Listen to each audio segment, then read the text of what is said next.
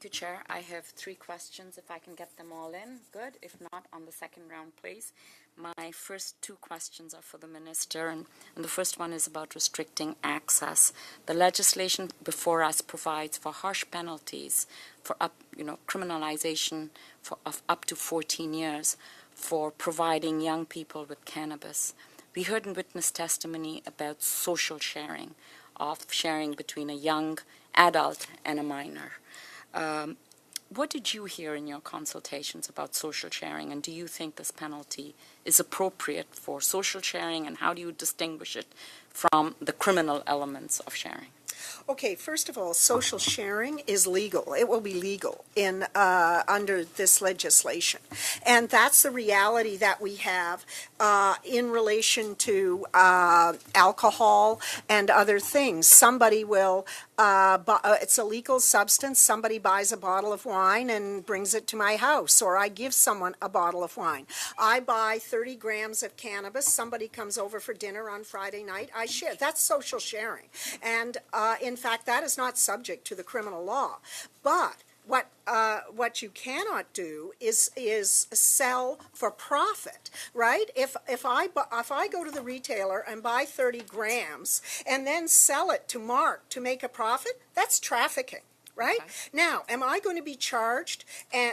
Maybe, but am I going to be sentenced by any court to 14 years? No, unless I am probably part of a criminal organization who on a regular basis is earning my living from trafficking in that product. And yes, for traffickers who are, in my opinion, I'm not even going to describe to you how I view traffickers, whether they're trafficking drugs or anything, human beings or anything else. They are in one business, and that is to deal with abuse the vulnerable, and others for a profit motive. And yes, they could be subject up to 14 years under this legislation.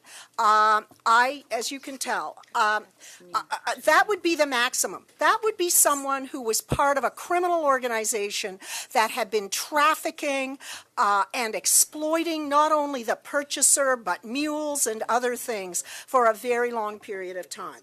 Most Crown prosecutors will not ask for 14 years. But social sharing is legal. That is legal. It is trafficking that could carry up to 14 years. Okay, thank you. I find that interesting.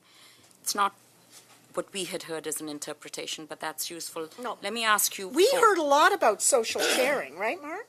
And it's like social sharing of wine or whatever. As long as you're not doing it for a profit motive of reselling it, it's part of civil society as long as you're social sharing a legal substance, which my 30 grams will be after this legislation is proclaimed in force. Okay. Let me stay with restricting access to young people. The legislation before us proposes that young people who carry more than 5 grams will be criminalized. Young people who... Not criminalized. Not under 18. No, the criminal law will not apply to people under the age of 18 if they have 5 grams, in and around 5 grams. Over 5. Oh, sorry, I'm saying over 5 grams. Yeah. What do you think about this 5-gram limit? Is it too low, too high, or just right?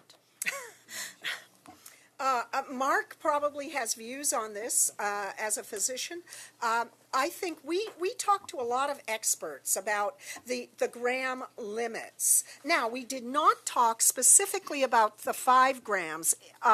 We talked about 30 grams and whether that was enough and what that meant and so on. 5 grams, depending on how it is used, would be more than sufficient.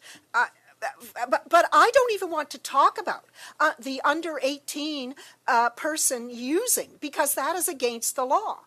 But because you didn't want to we know young people under 18, some of them will use.